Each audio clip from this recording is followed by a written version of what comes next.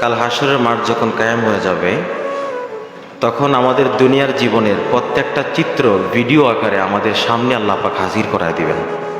সুবহানাল্লাহ বলবেন না?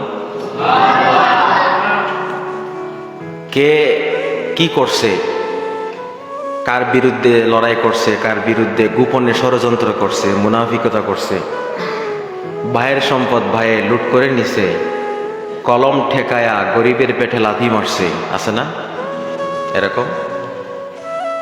সবগুলা আল্লাহ পাক ভিডিও করতেছে ফেরেশতারা। এটা কোন মেমোরিতে সেভ করতেছে? আনলিমিটেড মেমোরি, যেটার কোনো ইয়া নাই, জিবি নাই, যেটার কোনো কি নাই, জিবি নাই, আনলিমিটেড জিবি। একটা মানুষের গোটা জীবন চিত্র ভিডিও আকার ধারণ করা হবে এই মেমোরির মধ্যে। আর হাসরের মাঠে যে ভিডিও আকারে আপনার স্ক্রিন আপনার চোখের সামনে ধরা হবে, যেটা কোনো দুনিয়ার কোনো টেলিভিশন না, দুনিয়ার কোনো মোবাইল না, যেটা চার্জ শেষ হয়ে যাবে, যেটা কারেন্ট লাগবে, যেটা ব্যাটারি লাগবে, এটা কিছুই লাগবে না। সুবহানাল্লাহ।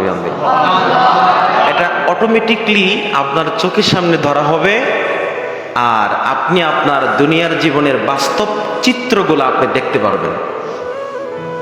বান্দা যখন তার ভালো কাজগুলো দেখবে, তখন সে হাসতে থাকবে, খুশিতে আত্মহারা হয়ে যাবে।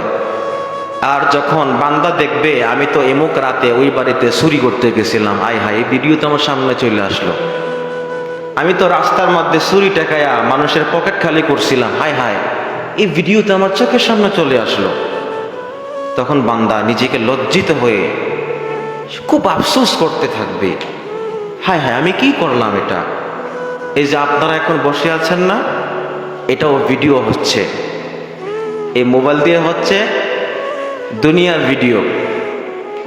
এটা কিছুদিন থাকবে, আবার ডিলিটে হয়ে যেতে পারে, ঠিক না?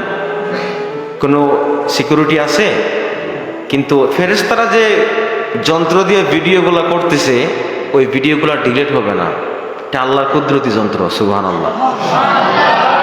তাহলে আমরা যত বেশি বেশি ভালো কাজ করব হাসরের মাঠে, তত বেশি আমরা খুশি হব। তাহলে আজকে আমরা মাহফিলের শেষ পর্যন্ত থাকতে রাজি আছি না নাই? সকলে বলি আল্লাহুম্মা আমিন।